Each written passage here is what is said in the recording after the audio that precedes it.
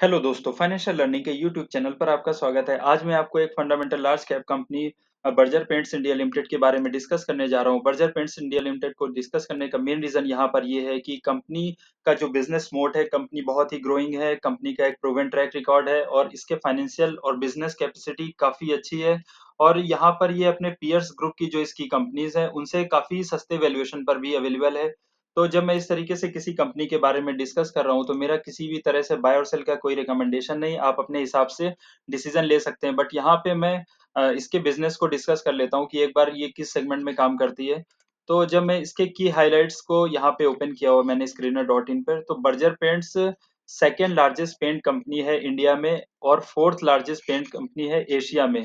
यानी कि ये इंडिया में सेकेंड लार्जेस्ट कंपनी है पेंट सेक्टर की। तो अपने आप में बहुत बड़ी बात होती है किसी सेक्टर की सेकंड लार्जेस्ट या फर्स्ट लार्जेस्ट कंपनी होना, क्योंकि सेकंड लार्जेस्ट कंपनी है तो इसमें फर्स्ट तक जाने की भी एक जो भूख रहती है वो इस कंपनी में साफ दिखती है।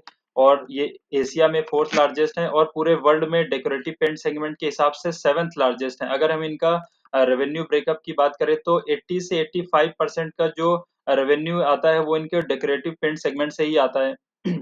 अगर हम इनका इंडस्ट्रियल कस्टमर्स की बात करें तो इनके पास बहुत सारे इंडस्ट्रियल कस्टमर्स हैं, क्योंकि पेंट एक ऐसा सेक्टर होता है जहां पर सभी सेक्टर्स में पेंट की डिमांड होती है, चाहे वो होम सेक्टर हो, चाहे फाइनेंस गाड़ियों का सेक्टर हो कि जहां पर गाड़ियों के डेकोरेटिव पेंट्स होते हैं, डेकोरेशन होती है गाड़ियों की, वॉल्स पे है, डोर्स पे है। तो इस तरीके के सेगमेंट्स का ग्रो होना बहुत ही ज्यादा मतलब पॉसिबिलिटीज है। जिस हिसाब से इंडिया की पर कैपिटा इनकम इंक्रीज हो रही है, यहाँ की जो इकोनॉमी है वो भी काफी इंक्रीज हो रही है और लोगों में जिस हिसाब से पैसा आता जाएगा तो वो अपने घरों को भी परचेज करेंगे, उसमें अच्छे पेंट्स भी कराएंगे। तो इस तरीके की कंपनी का आगे 20 25 50 साल तक भी ग्रो होने की बहुत ज्यादा पॉसिबिलिटीज है।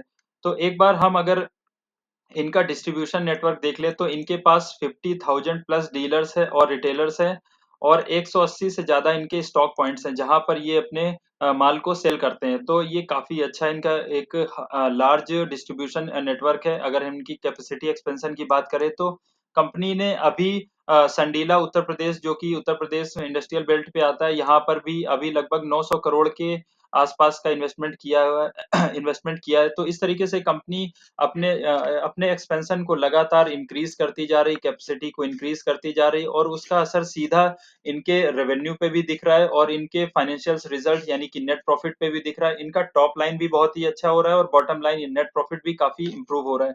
तो एक बार हम इनके बिजनेस सेगमेंट को एक बार इनकी वेबसाइट पर भी जाकर देख लेते हैं कि क्या क्या ये काम करती है अपने पेंट सेगमेंट में।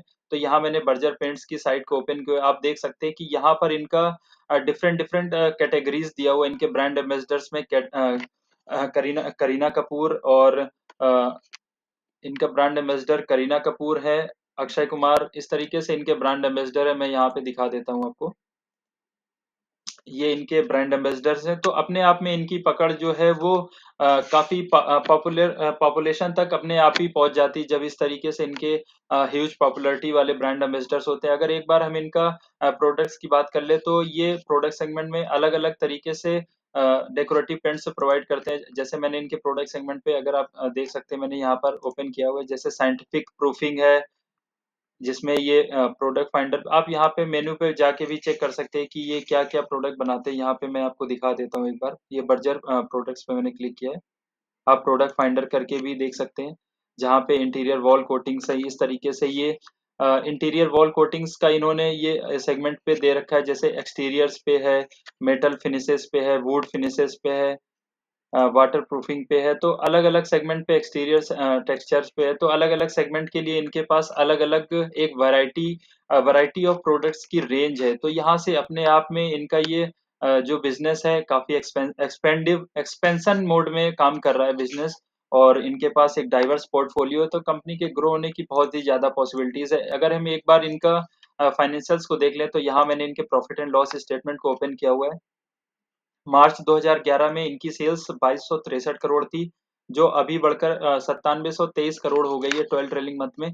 यानी कंपनी ने अपनी सेल्स को 4 टाइम से भी ज्यादा इंक्रीज किया। अगर हम इनके नेट प्रॉफिट की बात करें तो 150 करोड़ का इनका नेट प्रॉफिट था मार्च 2011 में, जो अभी बढ़कर 946 हो गया। यानी कि कंपनी ने अपने नेट प्रॉफिट में 6 टाइम से भी ज्यादा कि जंप की है, ग्रो किया है अपने इसका नेट प्रॉफिट को। अगर हम एक बार इनका क्वार्टरली रिजल्ट्स भी देख लें तो इनका जो अभी जून क्वार्टर्स का रिजल्ट आया था 2760 करोड़ की सेल्स थी, हाईएस्ट एवर सेल्स इस बार इन्होंने इस क्वार्टर में पोस्ट की है।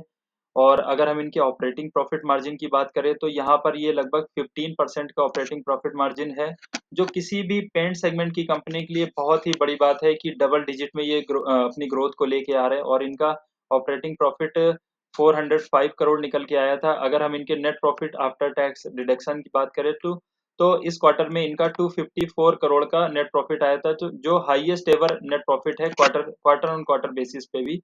तो एक बार हम इनका फाइनेंशियल्स पे एक बार इनका स्टॉक पी देख लेते हैं। स्टॉक पी 65.7 है, थोड़ा सा महंगा है, बट अगर हम इनके पीयर्स को कंपेयर कर लें तो बर्जर पेंट का स्टॉक पी 89.11 है, सॉरी एशियन पेंट का 89.11 है, कंसाई नेरोलैक का 67.38 है, एक्जोनेबल जो इनसे थोड़ा सा ही कम पी पे ट्रेड कर रहे हैं, बट मैं यहाँ पर बर्जर पेंट्स को डिस्कस कर रहा हूँ और उसमें जो पॉजिटिव पॉइंट्स है वो मैं आपको बता रहा हूँ यहाँ पर।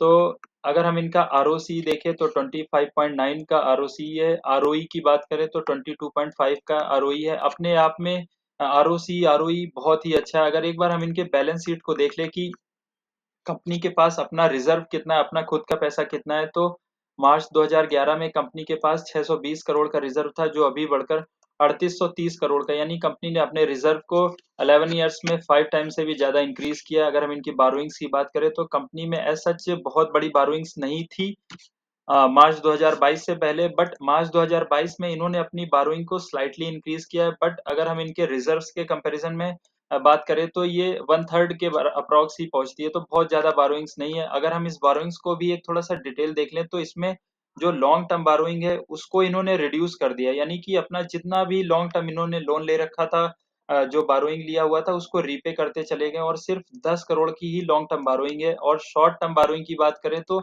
शॉर्ट टर्म बारोइंग 658 करोड़ की है। शॉर्ट टर्म बारोइंग ऐसा पैसा होता है, ऐसा बारोइंग मनी होती है कि जो हो सकता है कि जो इन्होंने कहीं से पेंट मटेरियल लिया हो उसके लिए इन्होंने पे किया हो, तो ये शॉर्ट टर्म में बैलेंस शीट पे रिफ्लेक्ट होता है। इसका एज सच कोई लॉन्ग लॉन्ग इम्पैक्ट नहीं पड़ता है इनकी बैलेंस शीट पे, क्योंकि लॉन्ग टर्म बारोइंग्स इनकी लगातार डिक्रीज हुई है। शॉर्ट टर्म बारोइंग्स एक फ्लक्चुएशन होता है, जैसे ही इनके पास इनका इस नेक्स्ट क्वार्टर में रेवेन्यू अच्छा आएगा, नेट प्रॉफिट, तो ये अपने शॉर्ट टर्म बारोइंग को भी पे कर देंगे। ऐसा कोई बहुत बड़ी बात नहीं। अगर हम इनके फिक्स एसेट की बात करें तो 434 करोड़ से कंपनी ने अपने फिक्स एसेट को लगातार ग्रो किया और अभी कंपनी के पास 2187 करोड़ का फिक्स एसेट है।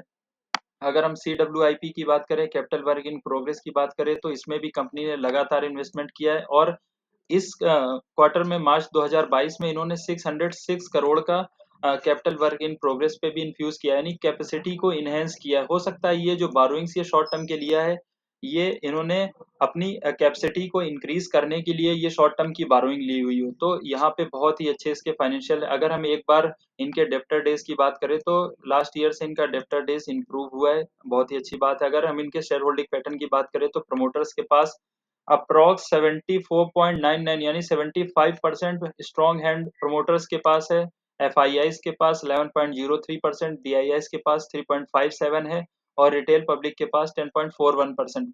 DIIs ने भी अपने लास्ट ईयर से अभी जो इनका लास्ट में मार्च क्वार्टर का रिजल्ट था उसके बाद से अभी शेयर होल्डिंग को थोड़ा सा इंक्रीज किया है। FIIs ने जो माल सेल किया था उसको DIIs ने यहाँ परचेज किया, तो एज सच शेयर होल्डिंग बहुत ही स्ट्रांग है इस कंपनी की। अगर हम एक बार इनके टेक्निकल चार्ट पैटर्न को देख ले कि टेक्निकल चार्ट पैटर्न क्या कह रहा, तो यहाँ मैंने बर्जर पेंट इंडिया लिमिटेड का technical chart pattern in trading view पे ओपन किया हुआ, आप भी ओपन करके देख सकते हैं और सीख सकते हैं कि यहाँ मैं किस तरीके से एनालिसिस कर रहा हूँ। और जो पॉइंट्स आपको लगे कि यहाँ पे आप आपके मन में कोई डाउट हो कि इससे रिलेटेड आपके मन में कोई क्वेश्चन हो तो आप मुझसे पूछ सकते हैं। यहाँ मैंने इसके जब चार्ट पैटर्न को देखा तो जो कंपनी ने अपना लाइफ टाइम हाई बनाया था उससे लगभग अभी 27% के डिस्काउंट पे कंपनी ट्रेड कर रही है। और यहाँ पर जो इसका एक चैनल पे कंपनी ने यहाँ से इससे पहले एक चैनल पे कंपनी ने ट्रेड किया था जब ये चैनल फॉर्मेशन किया था, और उसके बाद इसने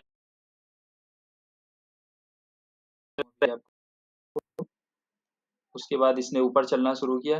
बट मार्केट में प्रेशर की वजह से प्रॉफिट बुकिंग के बाद से इसने थोड़ा सा नीचे आना शुरू किया और अभी भी ये उसी रेंज पे ही जहां से ये बार बार रेजिस्टेंस फेस कर रहा है, उस मल्टीपल रेजिस्टेंस पे ही कंपनी अभी ट्रेड कर रही है। तो ये एक सपोर्ट का काम कर रहा है इसके लिए, और ये कंपनी का बार बार एक ही पॉइंट पर आकर रेजिस्टेंस फेस हो रहा है। तो यहाँ पर थोड़ा सा मेरा नेट स्लो चल रहा है जिससे ये हैंग हो रहा है सिस्टम। तो मैं उसके लिए थोड़ा सा सॉरी, बट मुझे अपने लेक्चर को यहीं पे ही इंटरप्ट करना पड़ेगा आई थिंक। नो, शायद मेरा नेट से ठीक हो गया है। तो यहाँ से कंपनी ने थोड़ा सा इसके अगर चार्ट पैटर्न को देखें तो इस तरीके से इसने राउंडिंग पैटर्न एक तरीके से फॉर्म करना शुरू किया है। और अगर हम इसके करंट प्राइस से भी इसके 50 जो इसका लाइफ टाइम हाई था उस तक होल्ड करें तो 37% का गेन निकल के आ रहा है।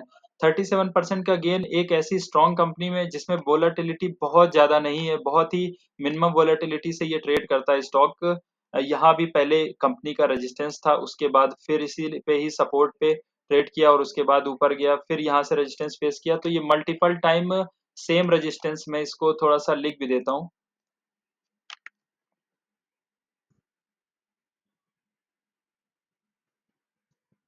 Trading at multiple support.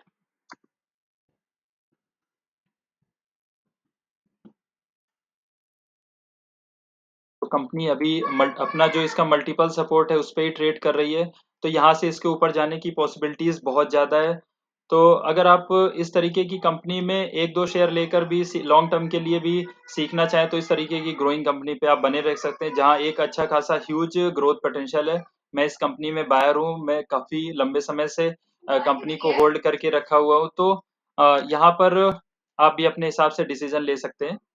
अगर आपको मेरा एफर्ट अच्छा लगा हो तो प्लीज़ मेरे चैनल को लाइक करें, सब्सक्राइब करें, और कमेंट करके भी आप मुझे बता सकते हैं कि मुझे किस तरीके से और अपने वीडियोस को इम्प्रूव करना है, या फिर अगर कोई और सजेशन हो आप मुझे दे सकते हैं। Thank you.